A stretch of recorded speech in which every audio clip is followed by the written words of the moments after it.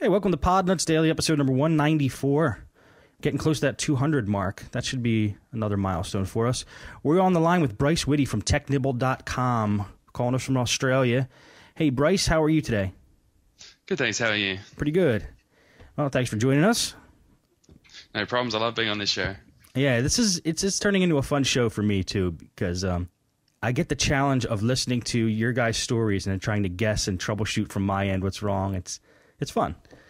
So I know as this show works, we kind of changed the format where when I sold my computer repair shop, I don't have any more stories to tell you guys about what I'm running into each day. So you guys are calling in and telling me what's going on with you, and that's how it's working now. And so I've just been going, through a rotation of great guests, and I really like the new format. And I've been getting a lot of good feedback about the new format. And Bryce, you just got back from China, right? Yes. Only about a day or two ago. It sounds like a nice vacation. How did it go? Really good. It's quite an interesting country. Really not quite what you'd expect. I had a lot of preconception when I went there, and a lot of them were smashed. Some things are not like what the West thinks, and it's a really amazing country. What kind of things do you think that they're being, stereotyped as? I think a lot of people see it as rough, a little bit third world, but in the cities, it's absolutely amazing.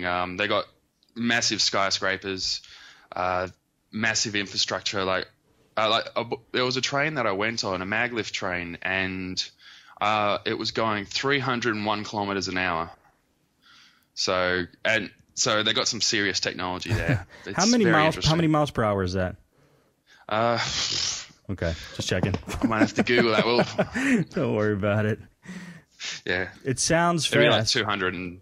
Man, I don't know what that's amazing. 200 something. Yeah, Data Mike says 200. Wow, that's awesome. I would love to ride that thing.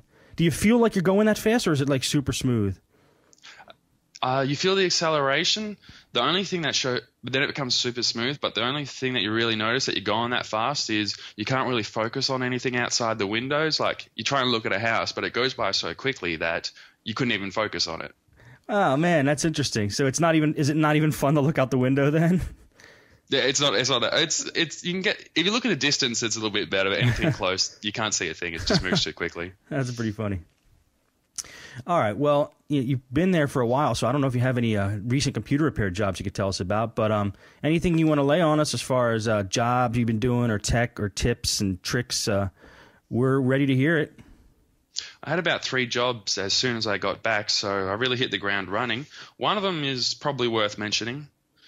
This client called me and they said they were getting a message from their Outlook. It was saying the database had become too large. Okay. They couldn't receive emails. They couldn't even delete emails. It just kept saying the database is too large. So I go on site and find that it's Office 2007. Now, I've actually come across this issue before, and what happens is older copies of Office have a 2 gig limit of how big the Outlook database can get. Right. Whereas 2003 and 2007 don't have this issue. It's they have a 20 gig limit, I believe. So that guy reached the 20 gig limit? No.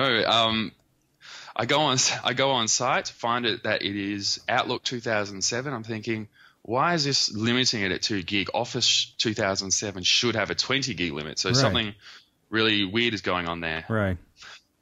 I try doing archiving a lot of their old stuff, but it doesn't make file size difference.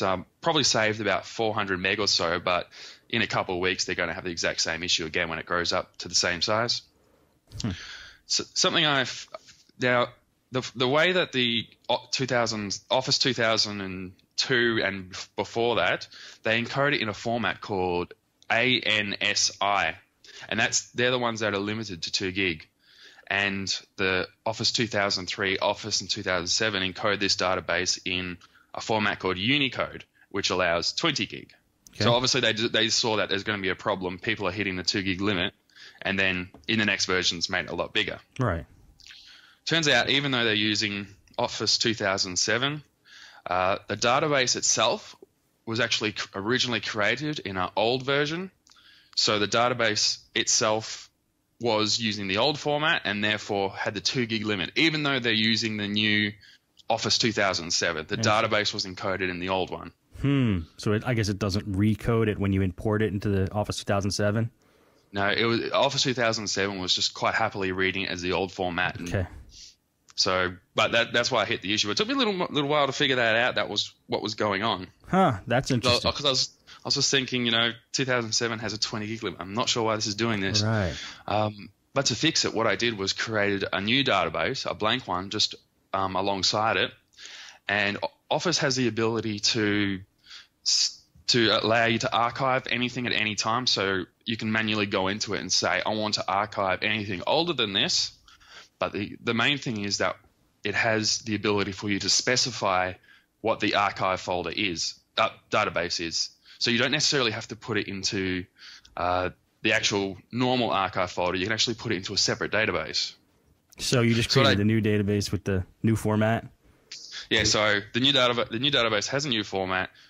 Told it, archive anything older than tomorrow, which is everything, and say put it in this new database, which it thinks it's an archive, but it's just a new database. And took a little while crunching through it and copied everything to the new database in the new encoding. And after that, worked fine. Removed the old database. I didn't delete it just because in case something was left behind. Right.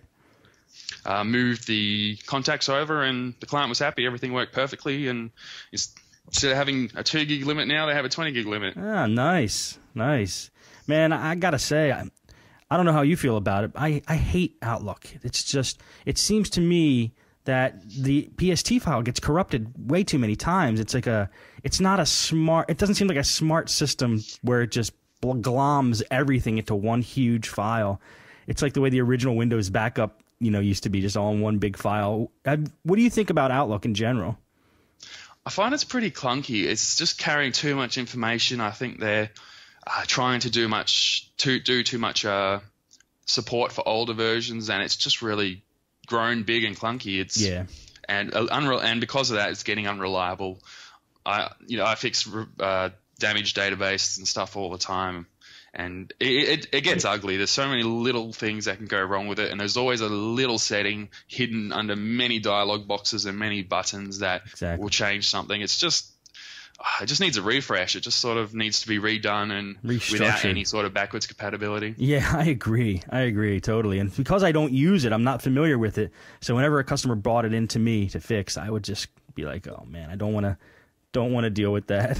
That's why I was actually, believe it or not, a fan of Outlook Express. I loved it. When I wanted my email, I clicked Outlook Express and it gave me my email. And when I wanted addresses and other stuff, I'd use something else, and I didn't care about that. When I wanted my email, it was fast, it was small. I was an Outlook Express fan, I have to admit. I must admit I was too, but